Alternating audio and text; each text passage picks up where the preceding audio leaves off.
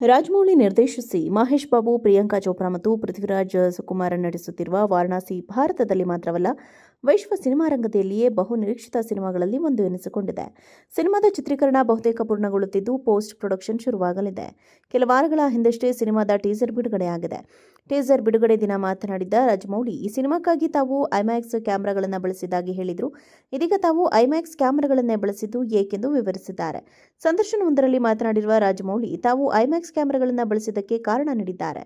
ಸಿನಿಮಾದಲ್ಲಿ ಅಂಟಾರ್ಟಿಕಾದ ಹಿಮದ ಬೆಟ್ಟದ ದೃಶ್ಯಗಳು, ರಾಮಾಯಣದ ದೃಶ್ಯಗಳು ಇವೆಲ್ಲ ಇವೆ. ಆ ದೃಶ್ಯಗಳಲ್ಲಿ ಬಳಸಿರುವ ಬೆಟ್ಟಗಳು, ಬೆಂಕಿ, ಇನ್ನೂ ಹಲವು ವಸ್ತುಗಳು ಅಗಲವಾಗಿರುವ ಜೊತೆಗೆ ಬಹಳ ಉದ್ದವಾಗಿಯೂ ಇವೆ. ಹಾಗಾಗಿ ಅವುಗಳ ಬೃಹತ್ತತೆ, ವಿಶೇಷವಾಗಿ ಎತ್ತರವನ್ನು ಸರಿಯಾಗಿ ತೋರಿಸಲೆಂದು ತಾವು ಐಮ್ಯಾಕ್ಸ್ ಕ್ಯಾಮೆರಾ ಬಳಸಿದಾಗಿ ರಾಜಮೌಳಿ ಹೇಳಿದ್ದಾರೆ. ನಾನು ಈ ಬಾರಿ ಕ್ಯಾಮೆರಾ ಕುರಿತಾಗಿ ಯಾವುದೇ ತಾಂತ್ರಿಕತೆಯಲ್ಲಿ ತೊಡಗಿಕೊಳ್ಳಲಿಲ್ಲ. ಎಲ್ಲವನ್ನ ನಮ್ಮ ಡಿಒಪಿ ನೋಡಿಕೊಂಡರು. ನಾನು ಅವರಿಗೆ ನನ್ನ ವಿಷನ್ ಅಷ್ಟನ್ನೇ ಹೇಳುತ್ತಿದ್ದೆ. ಇದು ನನ್ನ ಕಲ್ಪನೆ, ಹೀಗೆ ದೃಶ್ಯ ಬರಬೇಕು ಎಂಬುದು ನನ್ನ ಉದ್ದೇಶ ಎಂದಷ್ಟೇ ಹೇಳ್ತಾ ಇದ್ದೆ.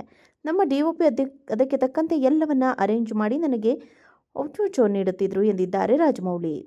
ಡಿಒಪಿ ಅದಕ್ಕೆ ತಕ್ಕಂತೆ ಎಲ್ಲವನ್ನ ಅರೇಂಜ್ ಮಾಡಿ ನನಗೆ ಔಟ್ಪುಟ್ ನೀಡುತ್ತಿದ್ರು ಎಂದಿದ್ದಾರೆ ರಾಜಮೌಳಿ. ವಾರಣಾಸಿ ಸಿನಿಮಾಕ್ಕೆ ಡಿಒಪಿಯಾಗಿ ಕೆಲಸ ಮಾಡಿರುವುದು ಪಿಎಸ್ ವಿನೋದ್. ರಾಜಮೌಳಿ ನಿರ್ದೇಶಿಸಿ ಮಹೇಶ್ ಬಾಬು, ಪ್ರಿಯಾಂಕಾ ಚೋಪ್ರಾ ಮತ್ತು ಪೃಥ್ವಿರಾಜ್ ಸುಕುಮಾರ್ ನಟಿಸುತ್ತಿರುವ ವಾರಣಾಸಿ ಭಾರತದಲ್ಲಿ ಮಾತ್ರವಲ್ಲ, ವಿಶ್ವ ಸಿನಿಮಾ ರಂಗದಲ್ಲಿಯೇ ಬಹು ನಿರೀಕ್ಷಿತ ಸಿನಿಮಾಗಳಲ್ಲಿ ಒಂದು ಎನಿಸಿಕೊಂಡಿದೆ. ಸಿನಿಮಾದ ಚಿತ್ರೀಕರಣ ಬಹುತೇಕ ಪೂರ್ಣಗೊಳ್ಳುತ್ತಿದ್ದು, ಪೋಸ್ಟ್ ಪ್ರೊಡಕ್ಷನ್ ಶುರುವಾಗಲಿದೆ. ಕೆಲ ವಾರಗಳ ಹಿಂದಷ್ಟೇ ಸಿನಿಮಾದ ಟೀಸರ್ ಬಿಡುಗಡೆಯಾಗಿದೆ. ಟೀಸರ್ ಬಿಡುಗಡೆ ದಿನ ಮಾತನಾಡಿದ್ದ ರಾಜಮೌಳಿ, ಈ ಸಿನಿಮಾಕ್ಕಾಗಿ ತಾವು ಐಮ್ಯಾಕ್ಸ್ ಕ್ಯಾಮೆರಾಗಳನ್ನು ಬಳಸಿದ್ದಾಗಿ ಹೇಳಿದರು. ಇದೀಗ ತಾವು ಐಮ್ಯಾಕ್ಸ್ ಕ್ಯಾಮೆರಾಗಳನ್ನೇ ಬಳಸಿದ್ದು ಏಕೆಂದು ವಿವರಿಸಿದ್ದಾರೆ. ಸಂದರ್ಶನವೊಂದರಲ್ಲಿ ಮಾತನಾಡಿರುವ ರಾಜಮೌಳಿ, ತಾವು ಐಮ್ಯಾಕ್ಸ್ ಕ್ಯಾಮೆರಾಗಳನ್ನು ಬಳಸಿದ್ದಕ್ಕೆ ಕಾರಣ ನೀಡಿದ್ದಾರೆ. ಸಿನಿಮಾದಲ್ಲಿ ಅಂಟಾರ್ಟಿಕಾದ ಹಿಮದ ಬೆಟ್ಟದ ದೃಶ್ಯಗಳು, ರಾಮಾಯಣದ ದೃಶ್ಯಗಳು ಇವೆಲ್ಲ ಇವೆ. ಆ ದೃಶ್ಯಗಳಲ್ಲಿ ಬಳಸಿರುವ ಬೆಟ್ಟಗಳು, ಬೆಂಕಿ, ಇನ್ನೂ ಹಲವು ವಸ್ತುಗಳು ಅಗಲವಾಗಿರುವ ಜೊತೆಗೆ ಬಹಳ ಉದ್ದವಾಗಿಯೂ ಇವೆ.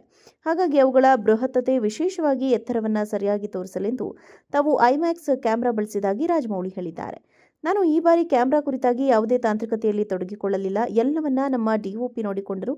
ನಾನು ಅವರಿಗೆ ನನ್ನ ವಿಷನ್ ಅಷ್ಟನ್ನೇ ಹೇಳುತ್ತಿದ್ದೆ. ಇದು ನನ್ನ ಕಲ್ಪನೆ, ಹೀಗೆ ದೃಶ್ಯ ಬರಬೇಕು ಎಂಬುದು ನನ್ನ ಉದ್ದೇಶ ಎಂದಷ್ಟೇ ಹೇಳ್ತಾ ಇದ್ದೆ.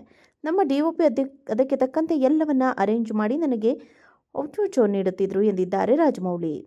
ಡಿಒಪಿ ಅದಕ್ಕೆ ತಕ್ಕಂತೆ ಎಲ್ಲವನ್ನ ಅರೇಂಜ್ ಮಾಡಿ ನನಗೆ ಔಟ್ಪುಟ್ ನೀಡುತ್ತಿದ್ರು ಎಂದಿದ್ದಾರೆ ರಾಜಮೌಳಿ. ವಾರಣಾಸಿ ಸಿನಿಮಾಕ್ಕೆ ಡಿಒಪಿಯಾಗಿ ಕೆಲಸ ಮಾಡಿರುವುದು ಪಿಎಸ್ ವಿನೋದ್. ರಾಜಮೌಳಿ ನಿರ್ದೇಶಿಸಿ ಮಹೇಶ್ ಬಾಬು, ಪ್ರಿಯಾಂಕಾ ಚೋಪ್ರಾ ಮತ್ತು ಪೃಥ್ವಿರಾಜ್ ಸುಕುಮಾರ್ ನಟಿಸುತ್ತಿರುವ ವಾರಣಾಸಿ ಭಾರತದಲ್ಲಿ ಮಾತ್ರವಲ್ಲ, ವಿಶ್ವ ಸಿನಿಮಾ ರಂಗದಲ್ಲಿಯೇ ಬಹು ನಿರೀಕ್ಷಿತ ಸಿನಿಮಾಗಳಲ್ಲಿ ಒಂದು ಎನಿಸಿಕೊಂಡಿದೆ. ಸಿನಿಮಾದ ಚಿತ್ರೀಕರಣ ಬಹುತೇಕ ಪೂರ್ಣಗೊಳ್ಳುತ್ತಿದ್ದು, ಪೋಸ್ಟ್ ಪ್ರೊಡಕ್ಷನ್ ಶುರುವಾಗಲಿದೆ. ಕೆಲ ವಾರಗಳ ಹಿಂದಷ್ಟೇ ಸಿನಿಮಾದ ಟೀಸರ್ ಬಿಡುಗಡೆಯಾಗಿದೆ. ಟೀಸರ್ ಬಿಡುಗಡೆ ದಿನ ಮಾತನಾಡಿದ್ದ ರಾಜಮೌಳಿ, ಈ ಸಿನಿಮಾಕ್ಕಾಗಿ ತಾವು ಐಮ್ಯಾಕ್ಸ್ ಕ್ಯಾಮೆರಾಗಳನ್ನು ಬಳಸಿದ್ದಾಗಿ ಹೇಳಿದರು. ಇದೀಗ ತಾವು ಐಮ್ಯಾಕ್ಸ್ ಕ್ಯಾಮೆರಾಗಳನ್ನೇ ಬಳಸಿದ್ದು ಏಕೆಂದು ವಿವರಿಸಿದ್ದಾರೆ.